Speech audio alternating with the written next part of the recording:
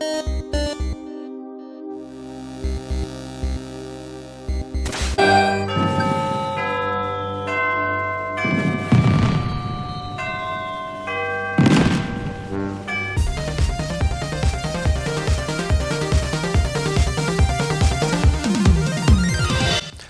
it's that time again. It's time for me, Trey, from NintenDomain to count down my top 10 games of 2021. 2021 has been a decent year, and there are so many games in 2021 versus 2020. There are so many great games that I did not have time to play all of them. So I made a little sizzle reel for you right here, showing all of the ones that I love but just did not have enough time to play. So take a look at all these beauties here that we're not going to be able to get into on this 10. But in this top 10, I wanted to look at the ones that are my absolute favorites. Like, I'm trying to stay away from the games that were re-releases of stuff that I've already played, and, you know, re-releases of other games and such like that. This is mostly brand new stuff for the Switch that I'm looking at here, and these are my absolute number one favorite, wonderful, best games that are on here, even though there's some really great other ones, but I didn't have time to play all of them, so these are my top 10. Alright, I know I've been taking too long, so let's get to it right now. Let's get going. We're about to get minced. Do something! Scan the room, Will! Slow those things down, Peter.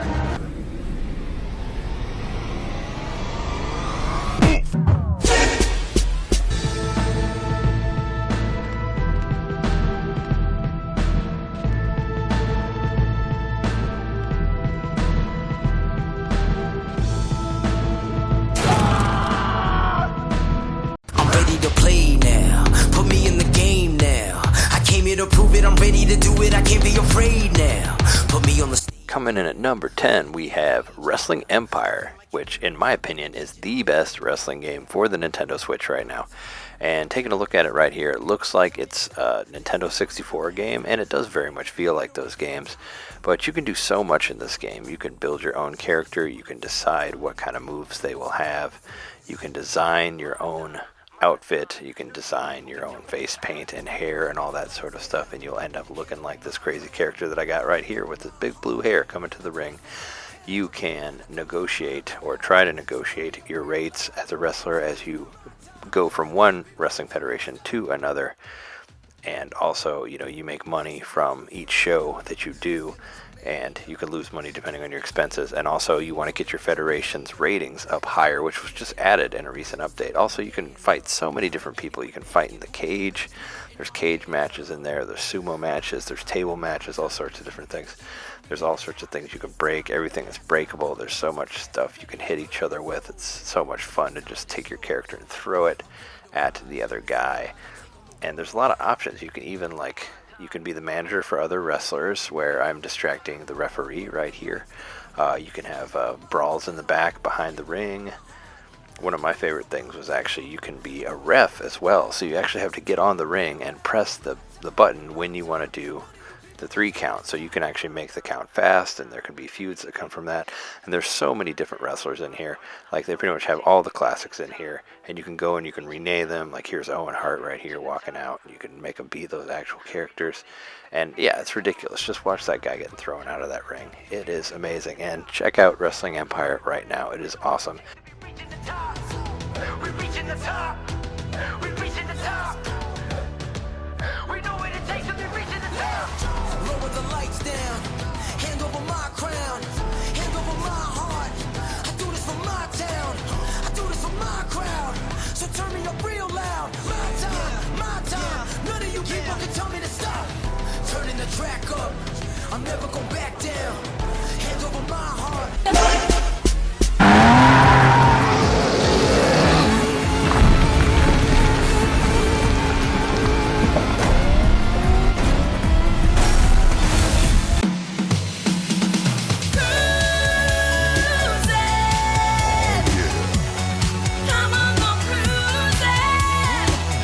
Coming in at number 9, we have cruis'n Blast. So happy to see a cruis'n game on the Switch, finally. I was a huge fan of cruis'n USA, cruis'n the World, and cruis'n Exotica on Nintendo 64. And I felt like the Nintendo Switch really needed a racer that is exciting as this racer. Every map on here is ridiculous. Like, they made sure that there is something exciting on every turn, and you can even finish upside down like I just did there. There are so many different cars you can unlock. We got sharks, we got dinosaurs, we got fire engines, we got UFOs, we got helicopters, we got unicorns, all sorts of different things. And when they adapted it from the arcade to the Switch, they made sure to add a whole bunch of different tours on here, so it's not just the 4 races that were in the original one.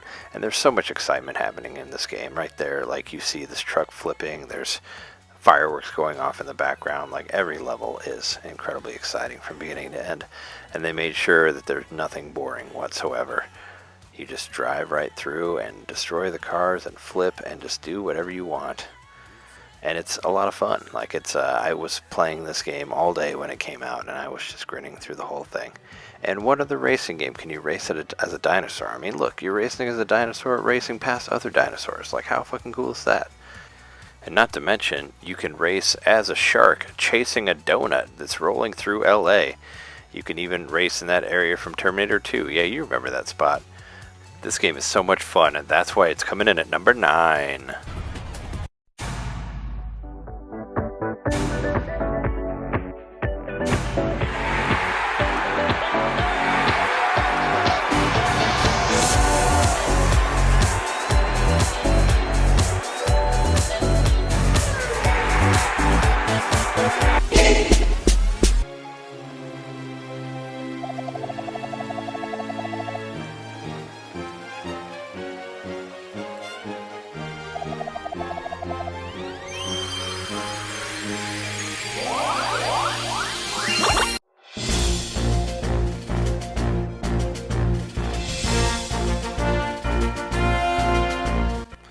That's right, Mario Party is back. Well, it never really left, but now it's back in its Nintendo 64 ways.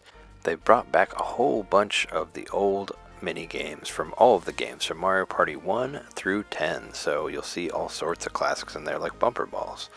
And the maps are back. We have maps from Mario Party 1, 2, and 3 on Nintendo 64, and the stars have returned, and this time they are 20 coins again, just like they were in the olden days on the Nintendo 64 games and some of the GameCube games. And yeah, they brought back so many of the old minigames, and they're a lot of fun, and it's great to play with your friends. And now they're actually introducing online mode as well. So online mode you could do for Super Mario Party, but now you can do it with strangers, and all the boards are back with all of the hazards that were there before. And we got Bowser, of course, to give you all of the worst things in the world. There's achievements now, even too. And while you're doing online by yourself, you can communicate, sort of, with stickers. Aw.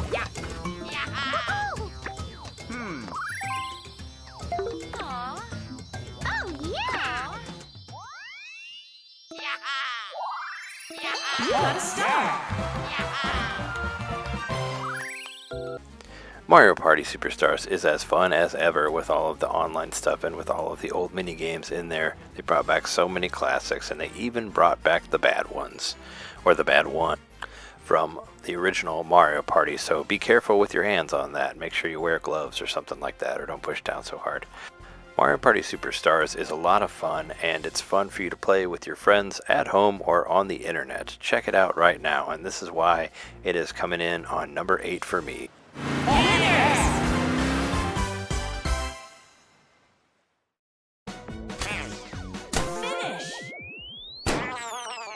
Too bad.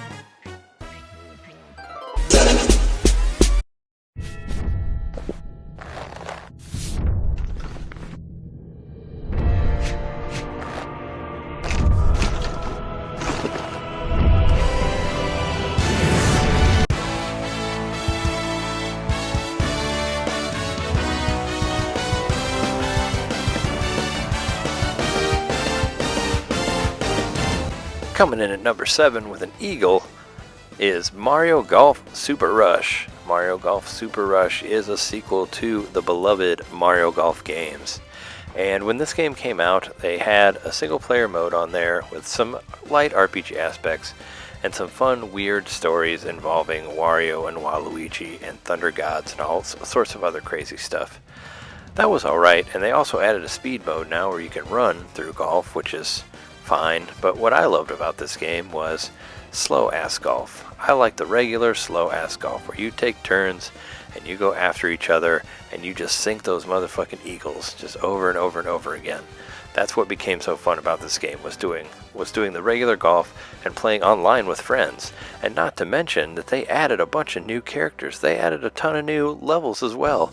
They added new courses, they added new characters. You can play as Wiggler now, you can play as Shy Guy, you can play as Ninja. You can see what's up with Ninja's nipples and those giant fucking buttons that he has on his suit. He's wearing some sort of weird sex suit or something like that, but it's all in here. And you can see it with Mario Golf Super Rush. Not to mention all the extra stuff you get every month. Every month they add a new skin for each character that you can unlock from playing the ranked mode. There's a ranked mode on here now where you can play 4 people chosen at random. You play through like 3 holes at once. You get extra points for beating people who are above your rank. And it's a ton of fun. You can even do something as silly as unlock Mario's regular overalls, so you can look like regular Mario. Can you believe that? You can get rid of his stupid golf suit and look like regular Mario.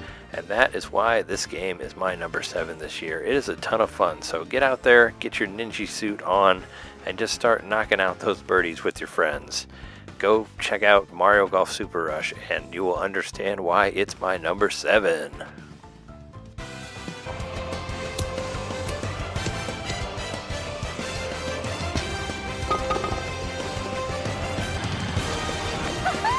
Oh, yeah.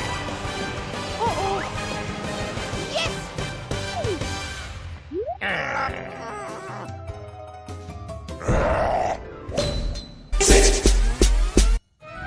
Monstrums, the time is nigh. Stand ready, lay waste to the malevolent, lest the night prevail. As the sentinel between the dark and light, I, Aprillis, herald the fall of this dusk.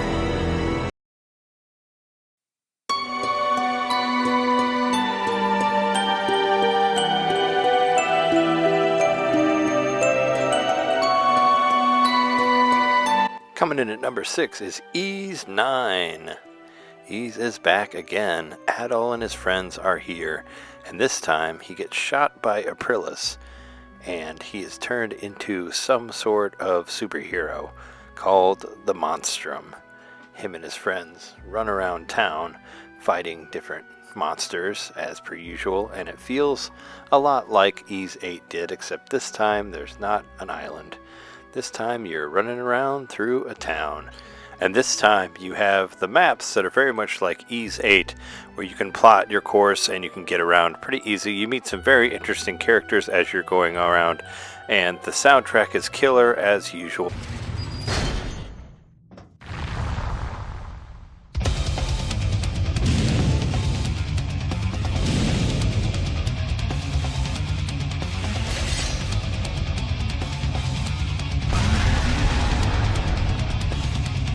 The story becomes very interesting as you get deeper and deeper into the plot and learn about how the town is controlled by the rich people. Yes, you are with a group of orphans and you have your own base and you get to run around and try to figure out the mysteries of the world as the Monstrum. And with your new abilities, you can jump around the world and climb walls and float just like Breath of the Wild. And there's some really interesting new monsters in there. And you just get to run around and crack skulls like you would in every other Ys game, with an excellent soundtrack to go along with you. This game is great, and that is why it's at my number 6.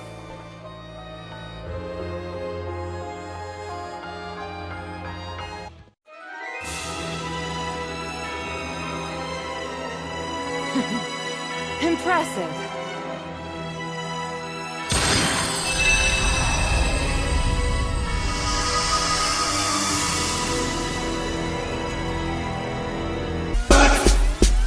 Today's special guest is someone very special to me. Travis! Travis Touchdown!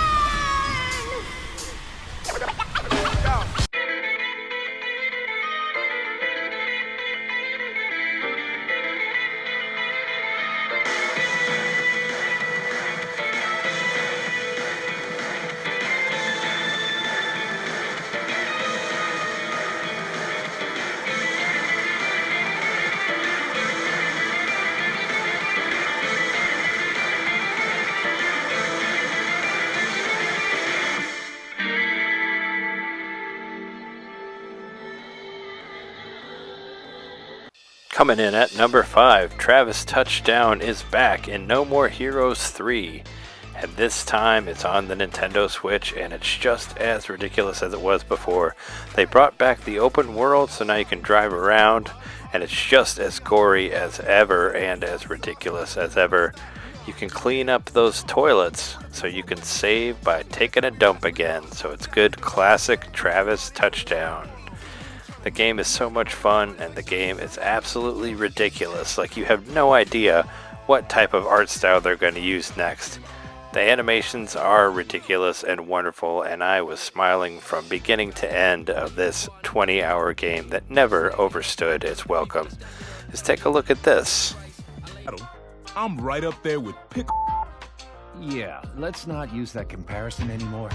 It's gonna make things more confusing. No More Heroes 3 has so much variety this time. You got the wrestling moves, you have visual novels that you can find in the open world to find out more about the story. There's so much different variety in the gameplay and a lot of different things to do as you play through. There's even a music game, and there's even an RPG, Japanese RPG in here. I mean, what the fuck, man? No, there's so many different things that it's always going to keep you guessing what's around the next corner. There's even a first-person horror thing in there. Like, look at that. It's amazing. Like, I just was completely surprised multiple times by everything that was in No More Heroes 3. It just really has a lot of fun and just is ridiculous as it can be, and that's why I thought that it was a wonderful game to put at my number 5 on the countdown here. Just take a run with Travis and his wrestling friend here, and you will have a blast with this game. If you like ridiculous things that just will always surprise you, and you have no problem with gratuitous gore, this is for you. But now, you're listening. Something to think about. You got a big mouth. Keep it shut, bitch, or get knocked the fuck out. It's been 10 years to make a sequel. Where you been? Where can your weasel? I used to call you Travis the Great. You said we should meet after I graduate. I'll choke your neck. Don't hold your breath. See you in hell, Travis. I'll squash you to death. Do you remember me from way back then? I'll cook your brain noodles to make some ramen. Huh?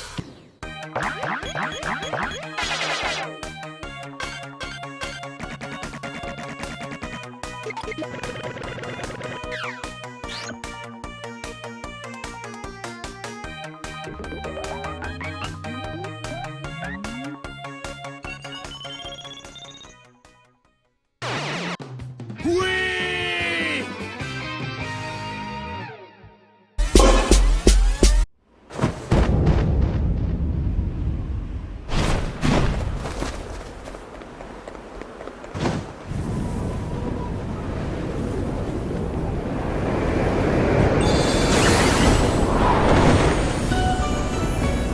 Hold tight. Going up. What? Don't talk. You'll bite your tongue. You're a fairy. And? You scared? No.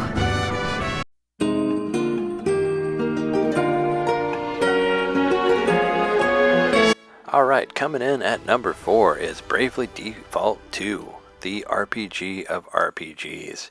Bravely Default is a game series where you can learn different classes based on which characters you defeat, and you can unlock stuff like the Bastion or like the Soldier, the Mage, whatever.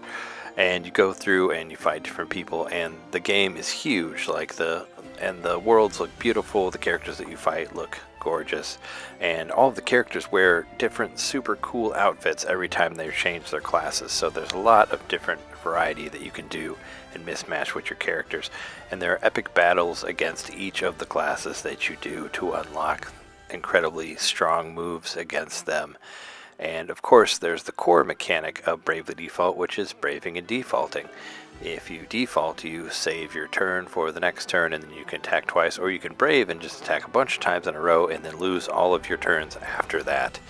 That's the basic strategy of Bravely Default, and it is an incredibly wonderful game. It's great to look at, and it's a great strategy for anybody who likes RPGs and if you like to grind, because there's a ton of grinding in here, and the story is great, and it will take you hours and hours and hours to complete. I made it to the first credits, and supposedly there's 3 different credits, so there's plenty of credits waiting for me after that.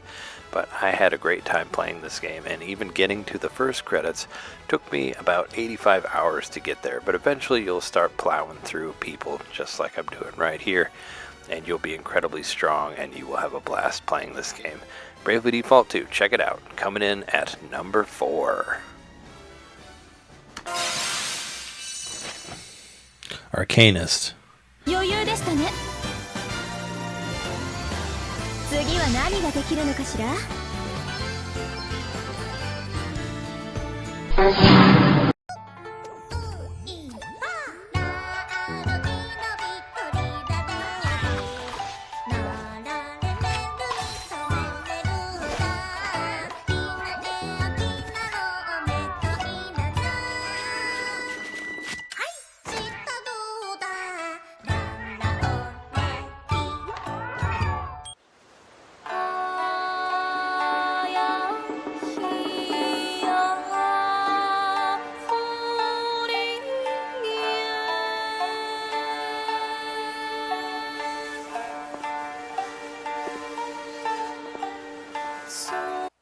Coming in at number 3, we have Monster Hunter Rise. There have been so many different Monster Hunter games over the years for various Nintendo systems, a bunch of them on 3DS, and I've tried a lot of them, and none of them ever stuck. But this game, Monster Hunter Rise, was finally the one that worked for me. It was just so much fun to play online and single player. And once you figure out the regular battle mechanics of the game, it's incredibly fun. And this is probably one of the fastest games also that there is. You have a little dog that you can ride around on, and you can use the wire bug to get around from various places. And it's just a lot of fun to get from one place to another. And it's also one of the best looking games on Nintendo Switch, period. Definitely looks better than Breath of the Wild did, and it is so much fun to run around with your little dog and use the wire bug and to hunt monster after monster after monster. It's difficult to get into, but once you stick with it and figure out all the systems and all the weapons and whatnot, it becomes an incredibly great game, and it's very rewarding. And you'll even unlock more monsters later that will take you out in one hit, so be careful.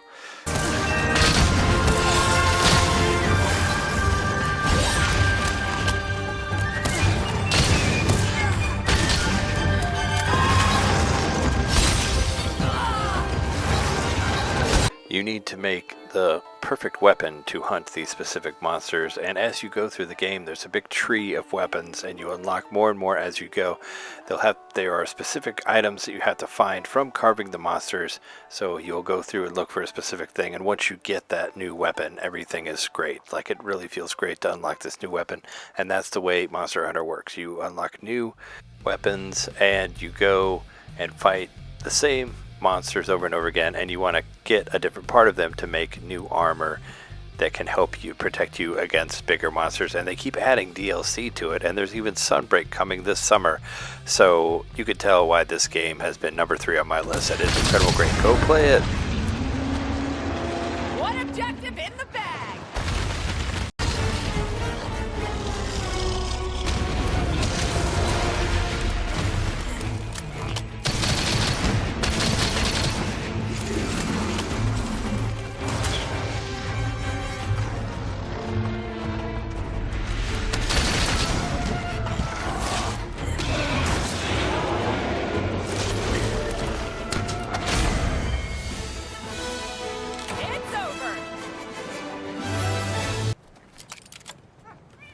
Cooking is my specialty.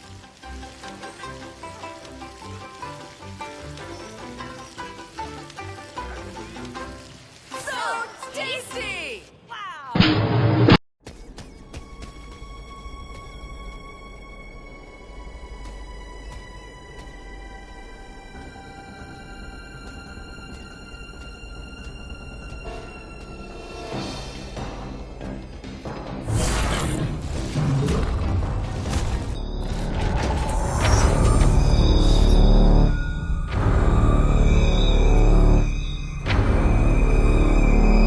Blasting in at number 2, can you believe that a new Metroid came out this year?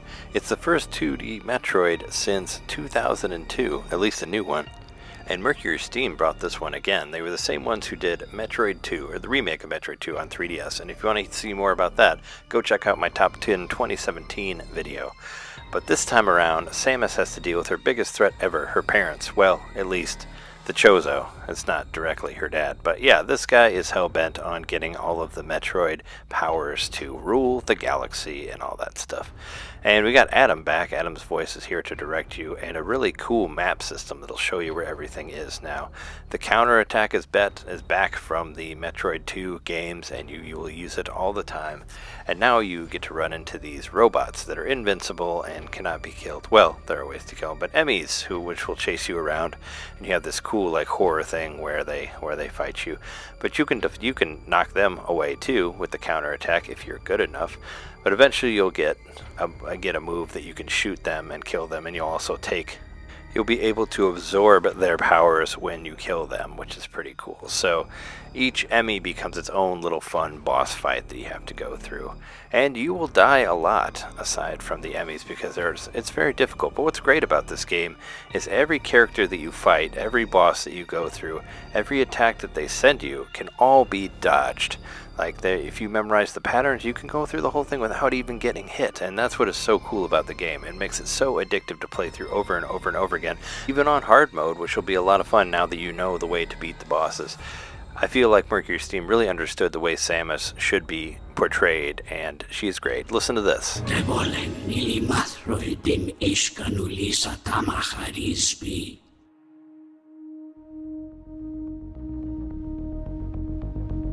Kino ulo turuta.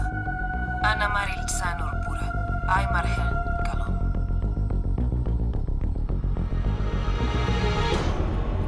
They definitely knew the way to make Samus the ultimate badass, but also have her say things when she needs to, which is just a small, tiny bit, but when she does say something, it really means something, and I felt like the story was done really well. The game is incredibly fun to play, and it just works so well, and it's showed up on so many people's lists this year because it's fucking great. That's why it's coming in at number 2. Play this game if you haven't. Go Samus.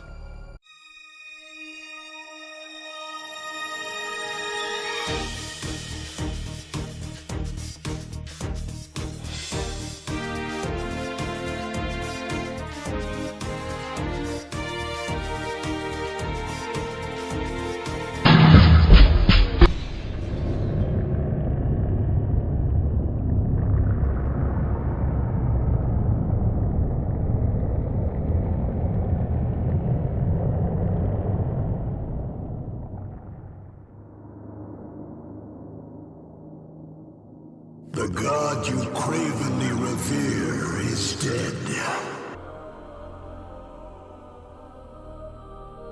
All that remains is for me to sow the seeds that shall sprout into this grand reality.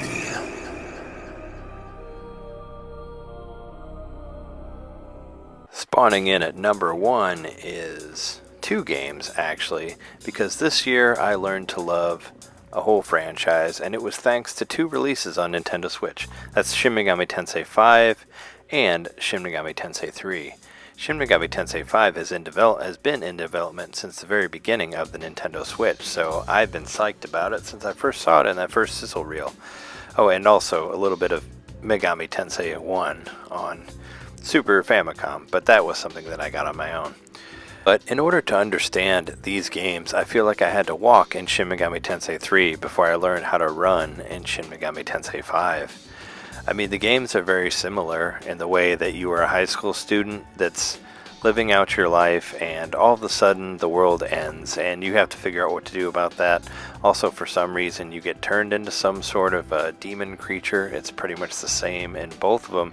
There's a lot of similarities between. When I saw the demon creature from Shin Megami Tensei 5, I automatically thought about the demon creature that I had been playing as in Shin Megami Tensei 3, and that came out so much earlier than Shin Megami Tensei 5 did, so I had a lot of time to play around with that before 5 came around, so I felt like that was what taught me how to live in the demon world and how to fight the demons in the demon world. You gotta use spells that are weak against them to get an extra turn, which is called press turn.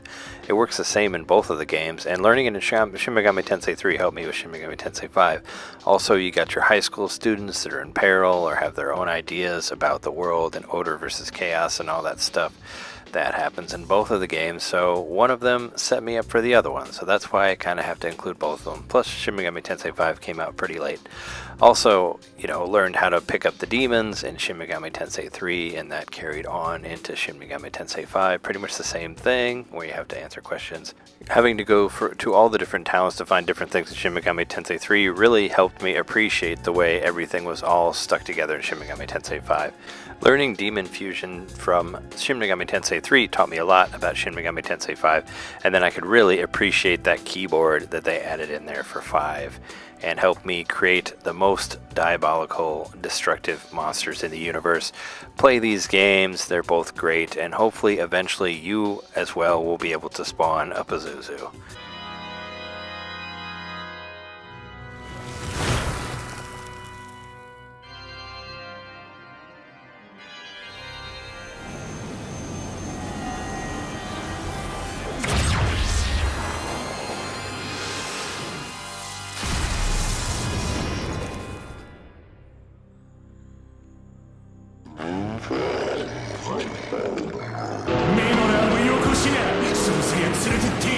Speed